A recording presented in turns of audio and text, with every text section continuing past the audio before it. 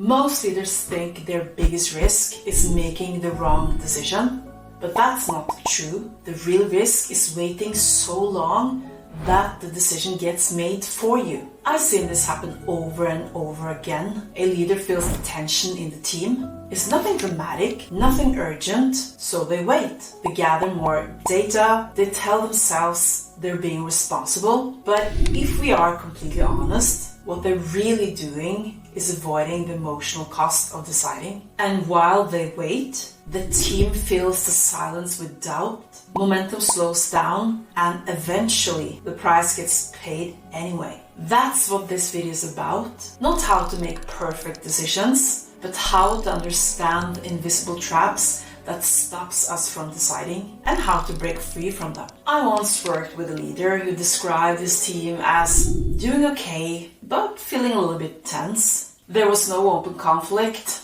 no major crisis, just this constant feeling that things were a little bit heavier than it needed to be. The issue itself was actually quite simple. Two people shared the responsibility for exact same role. On paper, it looked fair, it looked reasonable. In practice, it created massive confusion. Decisions moved slowly, ownership was completely unclear, and all this small frustration started piling up over time. The leader felt it, the team felt it, and deep down, everyone knew a change had to be made. But instead of deciding, he waited. And he didn't wait because he lacked competence or intelligence. He waited because his brain was doing exactly what your brain are designed to do: look for comfort. We like to believe that leadership decisions are strictly rational. We imagine ourselves weighing pros and cons, analyzing spreadsheets, and choosing the perfect logical option. But neuroscience tells us something completely different. Our brains rely on shortcuts, past experiences, and emotions. So when I dug deeper with this leader and asked him what was really holding him back, he didn't talk about structure. He looked at me and said, I was just afraid that if I chose one of them, the other would feel like I didn't believe in them. Look at that. It wasn't a data problem, it was a human problem. It was the fear of hurting a valuable relationship. And that fear shaped his behavior more than any spreadsheet ever could.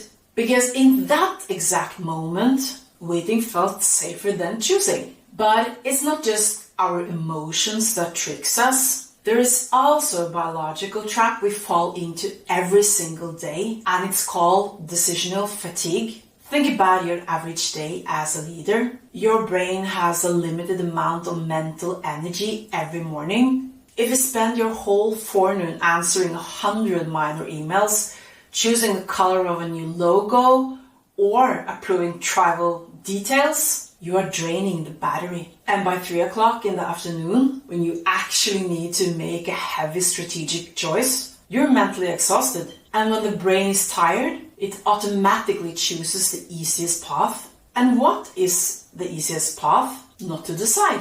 To push it to the next week. And what do we do when we push things? We tell ourselves, I just need more information. And that leads us straight into the next trap. Analysis, paralysis. Let me explain. You see, I saw this with another leader who wanted to upgrade his company's internal software. And instead of picking between the two best options, he wanted to be thorough. He went out and gathered proposals from 7 different vendors. He created these massive spreadsheets with hundreds of variables. And what happened? He got so overwhelmed by all those options that he couldn't make a choice at all. You see, psychology shows us that when the brain gets more than 3 alternatives, it just starts to resist. We like to think that more choices gives us freedom, but in reality, it just gives us paralysis. Once we lean emotionally towards waiting, more data rarely changes our mind. We stop looking for the truth. Instead, we look for confirmation to keep waiting. So we are tired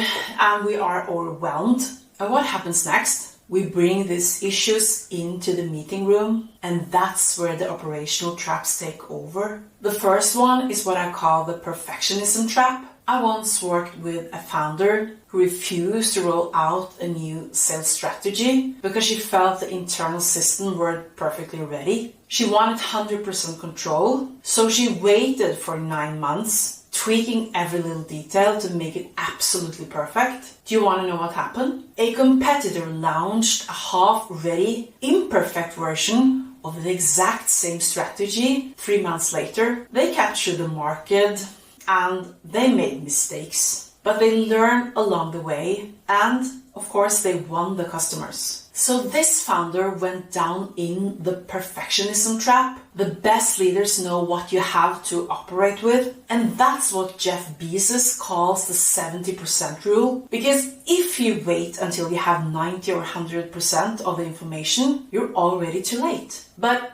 dealing with analysis paralysis on your own is one thing, but what happens when you try to make decisions as a team? Well, that's when we hit a completely different wall. The bystander effect, or if you want, the diffusion of responsibility. You probably also sat in a meeting like this, where everyone discussed the problem, everyone agrees and says, yes, something must be done about this. And then the meeting ends, and 2 weeks later, you meet again. And what happened? Absolutely nothing. Why? Because when a decision is made in general terms by a group, everyone's brain assumes that someone else is going to execute it. A decision is not a decision until it has a specific name attached to it, with a clear deadline and a concrete next step. If 2 people share the responsibility, no one really owns it. So how do we break out of these traps? How do we turn decision-making into our greatest strength? Well, it starts with facing the sunk cost fallacy. Sometimes the only thing stopping you from making a new decision today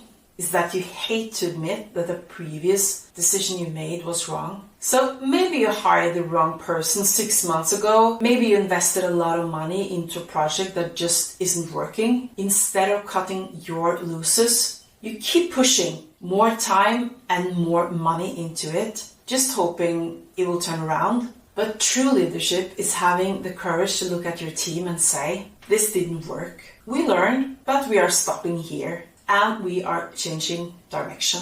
And you need to do that with speed. In military strategy, there is a concept called the OODA loop. It stands for observe, orient, decide and act. The core idea is simple. The side that moves through the loop the fastest will win. So if you're leading a small or medium-sized business, you need to remember that speed is your ultimate superpower. Huge corporations spend months in committee meetings, passing simple questions up and down the chair of command just to make a basic choice. They're slow, but your advantage is that you can turn on a dime. You can see a problem in the morning and fix it by afternoon. But if you start overanalyzing, if you start hiding behind data gatherings because you're afraid of the emotional cost, you give away your real competitive advantage. Do you remember the leader from the beginning in this video? The one who waited to fix the split role in his team? Eventually, the decision was made for him. One of his top performers got burned out from the confusion and quit. The momentum was lost and it took him months to recover. So the cost of waiting was far higher than the cost of taking